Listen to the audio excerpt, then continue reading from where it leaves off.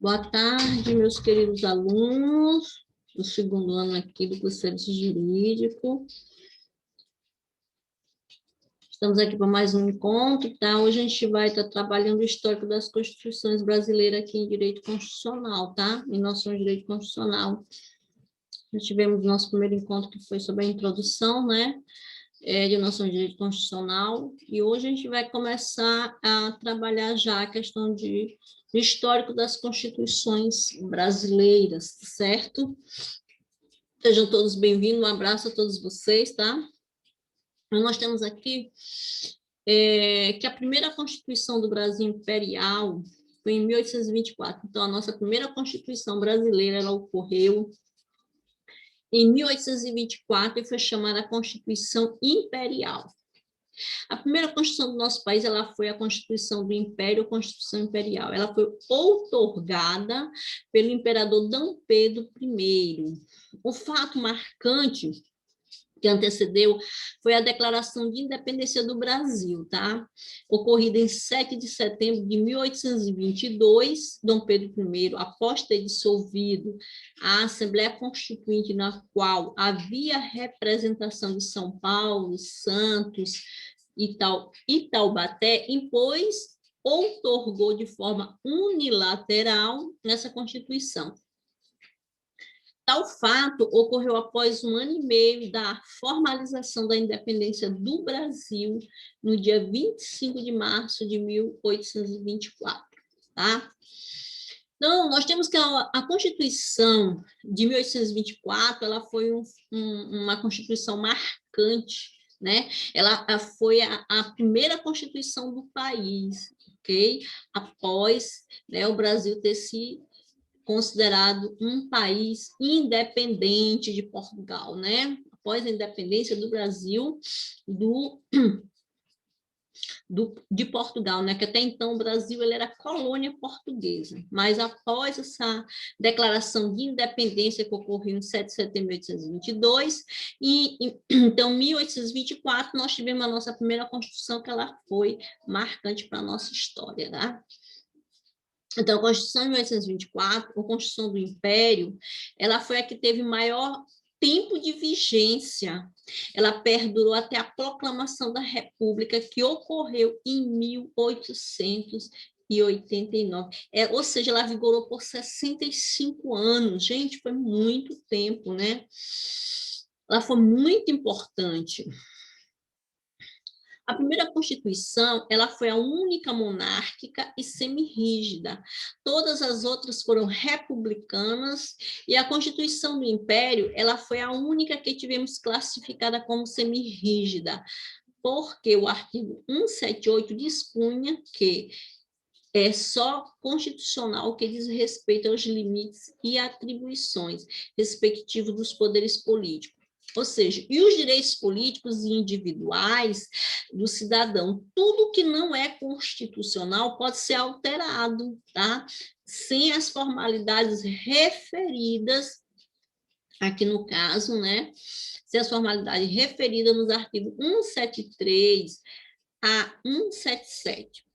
Ou seja, pelas legislaturas ordinárias. O dispositivo citado, ele deixava claro que a Constituição continha uma parte rígida, difícil de ser alterada, e outra flexível, processo de modificação mais simplificado.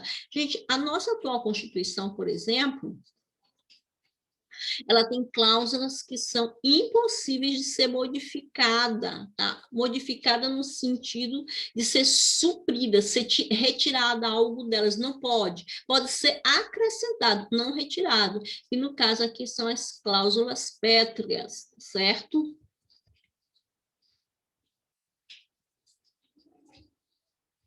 Em relação à organização dos poderes, havia um quarto poder chamado de poder moderador, tá? Esse poder não existe mais, agora nós temos 3 poderes, né? Era um sistema quadripartite, portanto, além do executivo, legislativo, judiciário, existe um moderador que, segundo Benjamin Constant, era um fator de equilíbrio entre os demais poderes, tinha por finalidade assegurar a independência e a harmonia dos outros 3. Ocorre que esse poder ele ficava totalmente nas mãos do chefe supremo da nação, que naquele momento era o imperador. No tocante à organização do Estado, o que existiam eram apenas províncias desprovidas de autonomia.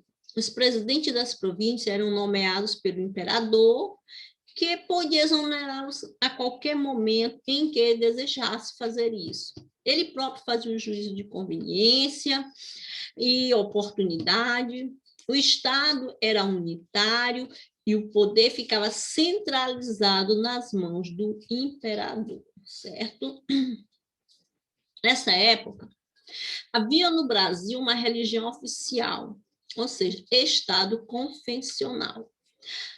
O artigo 5º da Constituição do Império, que dava guarida a esse entendimento, temos também outra peculiaridade da Constituição Imperial, é que ela, em momento algum, ela instituiu um controle judicial de constitucionalidade, ou seja, portanto, não era possível analisar se uma lei estava ou não de acordo com a Constituição, certo? Porque não existia essa possibilidade. O que hoje nós temos, tá? Na nossa atual Constituição, nós podemos analisar as leis e ver se estão de acordo com os dispositivos constitucionais da nossa Constituição em vigor. É característica dessa época, por exemplo, o sufrágio censitário. Nele, exigia-se para votar a obtenção de renda mínima anual. E, além disso, era oportunidade que só era dada aos homens, ou seja, nesta época as mulheres não podiam votar, e não eram todos os cidadãos que podiam votar, só podia votar as pessoas que tivessem um determinado valor, renda, né? Uma determinada renda mínima que possibilitasse nessa essa participação, tá? Nos votos. Não era qualquer pessoa, não, qualquer cidadão. Quem não tivesse condições financeiras de acordo com o que eles exigiam, não podia participar. Outra coisa, a mulher não participar, somente os homens. Essa oportunidade só era dada aos homens. Mulheres, nessa época, elas eram proibidas de votar ou serem. Além de ser proibida de votar, elas eram proibidas também de ser eleita, né? O que hoje nós sabemos que é bem diferente. Hoje a mulher ela tem esse espaço, né? Ela pode votar, ela pode ser votada. Para um homem ser eleito nessa época, a renda por ele obtida era maior do que a exigida para ele simplesmente votar. Tá? Era uma renda bem maior. Quem quisesse participar, né, das eleições nessa época, eles tinham que ter uma renda bem maior do que aquela exigida para participar da votação. Variava de acordo com o cargo, tá? Quanto mais alto o cargo, maior a renda a ser comprovada. E aí a denominada plutocracia, que chama-se governos dos ricos, né? Aqui nós temos a segunda Constituição, que foi de 1891. A força militar ela passou a ter relevância na política, tá? Então, os militares aqui rejeitavam a posição de subordinação ao antigo chefe supremo da nação.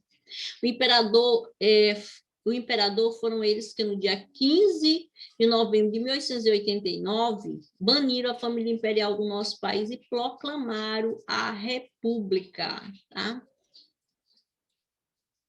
Embora a Constituição de 1891 tenha sido segunda do Brasil, foi a primeira republicana, tá? Porque a primeira que nós tivemos era imperial, era monárquica, e agora nós temos a nossa primeira, sendo a segunda Constituição, mas a primeira republicana, a de 1891. justamente por ter sido mudada a forma de governo, a manutenção de uma Constituição imposta por um imperador passou a ser insustentável. Assim, foi preciso convocar uma Assembleia Nacional Constituinte para que fosse providenciada, aqui no caso, a feitura da nova Constituição, tá? Com essa nova Constituição, o Estado, antes era unitário, ele passou a ser um Estado federal, né? Caracterizado aqui pela autonomia, pela verdadeira descentralização do poder, ok? Mas, a partir de 1934, nós temos aqui a terceira Constituição do Brasil, muito importante, por sinal. Getúlio Vargas assume o poder em 1930, tá? Começa a dizer em seus discursos que em breve convocará uma Assembleia Constituinte para a feitura de uma nova Constituição. O tempo decorre, mas Vargas não concretiza sua promessa. Por conta disso, é realizada em São Paulo uma revolução que ocorreu aqui em 1932, conhecida como a Revolução Constitucionalista, tá? E nós temos também aqui a nossa terceira Constituição, que é essa que nós estamos falando, a de 1934, que teve também menor vigência em nosso país. Ela foi a que ficou menos tempo, tá, em uso, né? Ela foi de 1934 a 1937, né? Ou seja, 3 anos, né? Ocorreu aqui o golpe militar que rompeu com toda a ordem jurídica, tá? Gente, então aqui a gente está vendo aqui o histórico das constituições brasileiras. Nós temos mais constituições, hoje a gente conseguiu, nesse encontro aqui, ver até a terceira Constituição, no próximo a gente vai ver as outras que estão faltando, assim, fechando o histórico das constituições para que a gente possa entender, tá? Vamos chegar até a Constituição atual e entender como tudo isso que nós temos conquistado, esses direitos hoje que nós temos. Hoje nós temos um Estado que garante, né, os direitos sociais, garante aqui o direito de moradia, o direito de educação, o direito de vir, o direito de trabalho, né, então, o direito de lazer, o direito de salário, o direito à saúde. Então, nós temos um Estado democrático de direito, que ele foi conquistado, e não foi assim de uma hora para outra, foram anos de luta, né?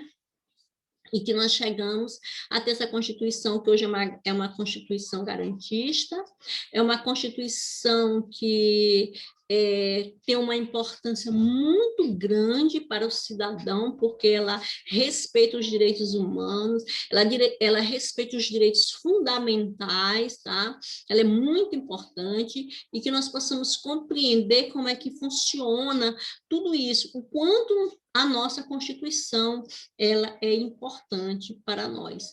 Meus queridos, a gente fica hoje por aqui. No próximo encontro, nós iremos dar continuidade ao histórico das Constituições. Um grande abraço para vocês, até o próximo encontro.